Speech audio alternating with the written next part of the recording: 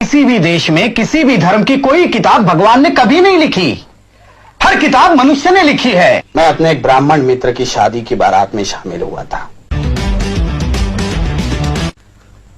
माली जाति में जन्मे ज्योतिराव फुले ने गैर ब्राह्मणों में शिक्षा के प्रसार की जरूरत महसूस की और सन 1848 में पूना में पिछड़ी जाति वालों के लिए एक पाठशाला खोल दी।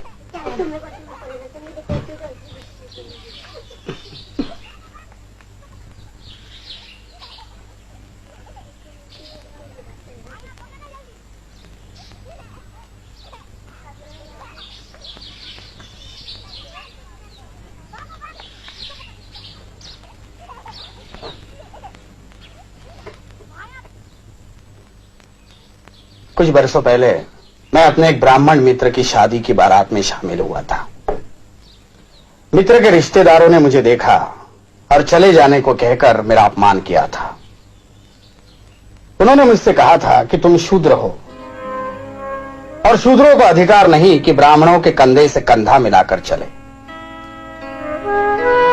उन्होंने मुझसे कहा कि तेरी वजह से तमाम बारात भ्रष्ट हो रही है। उन्होंने और भी बहुत सी बातें मुझसे कही जिन्हें मैं यहां दोहराना नहीं चाहता, लेकिन उस रात मेरी आंखों में नींद नहीं उतरी। पूरी रात मेरे मन में तरह तरह के सवाल उठते रहे और उसका कोई जवाब मुझे नहीं मिला। धीरे धीरे मेरे मन में यह बात आ गई कि हमें आत्मसम्मान पाने के खातिर संघर्ष करना होगा। इस संघर्ष के लिए हमें अपने पैरों पर खड़ा रहना होगा। हमें हथियार उठाना पड़ेगा, लेकिन लाठी नहीं, तलवार नहीं, तोफ तमचा नहीं, बल्कि ज्ञान, विचार और सही शब्द। और ज्ञान, विचार और शब्द शिक्षा के बल पर ही मिल सकते हैं। क्या भट्ट पुरोहित हमें शिक्षा देंगे? नहीं देंगे, क्योंकि वे अपने हाथों से ऐसा हथियार हमें नहीं सौंपेंगे। इसलिए हमें खुद अपने को शिक्षित करना पड़ेगा। मेरी पत्नी सावित्री मेरी पहली शिष्या है। अब वो तुम्हें पढ़ाने में मेरी मदद करेंगे। हम इस तरह ज्ञान फैलाएंगे, क्योंकि ज्ञान ही वो दौलत है जिसे आपस में बांटना बहुत जरूरी है। यह हमारी पहली पाठशाला है जो छोटी जाति की लड़कियों के लिए खोली गई है। यहां लड़कों का हम स्वागत करेंगे, लेकिन हमारा विश्वास है कि लड़कियां ही आगे चलकर हमारी भावी पीढ़ी को आकार देगी। विरोध तो इस काम का होगा ही, लेकिन हमें साहस के साथ काम को आगे बढ़ाना है, क्योंकि हम सही रास्ते पर चल रहे हैं। मैं शुभकामना व्यक्त करता हूं कि आप लोग शिक्षा पाने में सफल हो।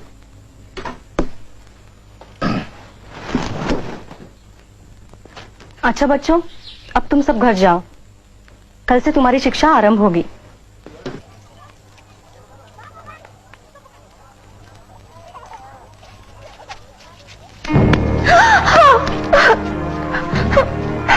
धर्म भ्रष्ट करने वालों का ऐसा ही होता है। तू हिम्मत रखो सावित्री, ये तो शुरुआत है। उनका समाज हम पर कीचड़ी उछाल सकता है और कर ही क्या सकता है।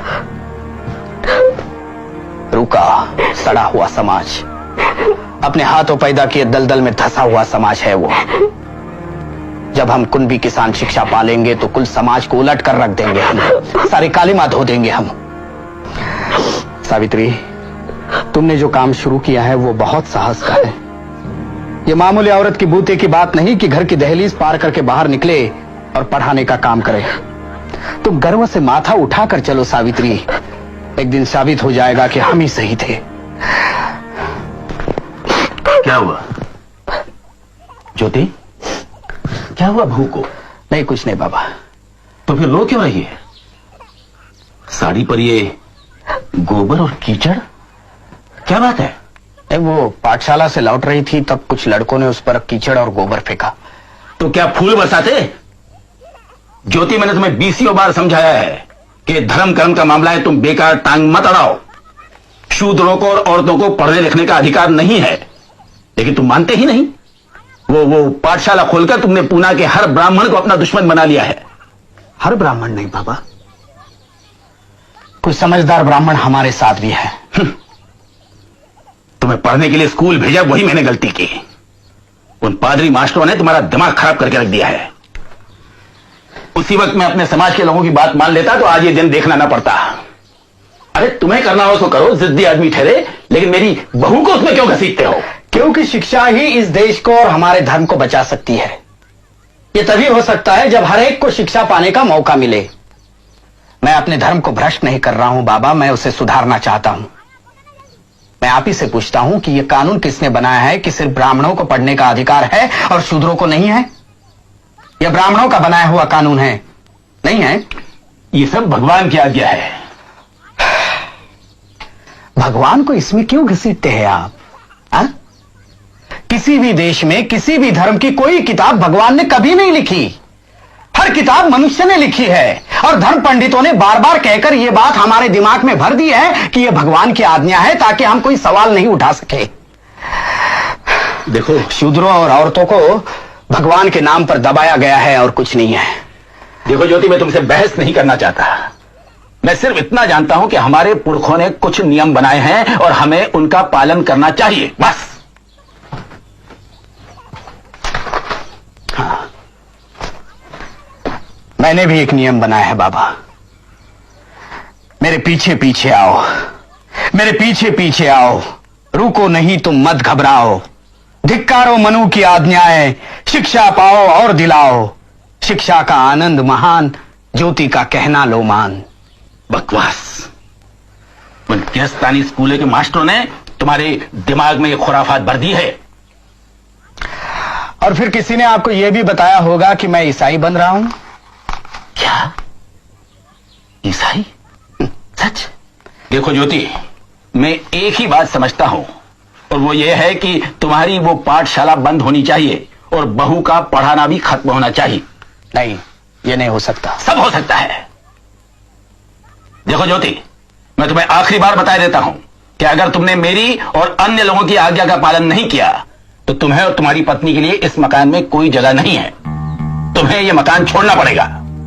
जैसे आपकी मर्जी। हम हमारे विचारों में बदल नहीं कर सकते, इसलिए घर छोड़कर जा रहे हैं। सावित्री, अपना सामान भरो। मैंने तुम्हें पहले ही कहा था कि यह तो सिर्फ शुरुआत है। भरो सामान जल्दी।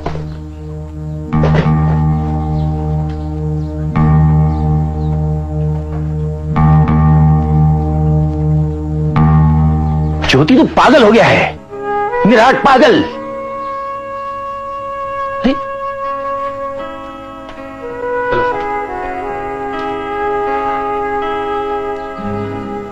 सब्सक्राइब करें समता भारत टीवी को, बेल आइकन को प्रेस करें, साथ ही ऑल वाले बटन को क्लिक करें ताकि हमारी नई वीडियो की सूचना आपको सबसे पहले मिले।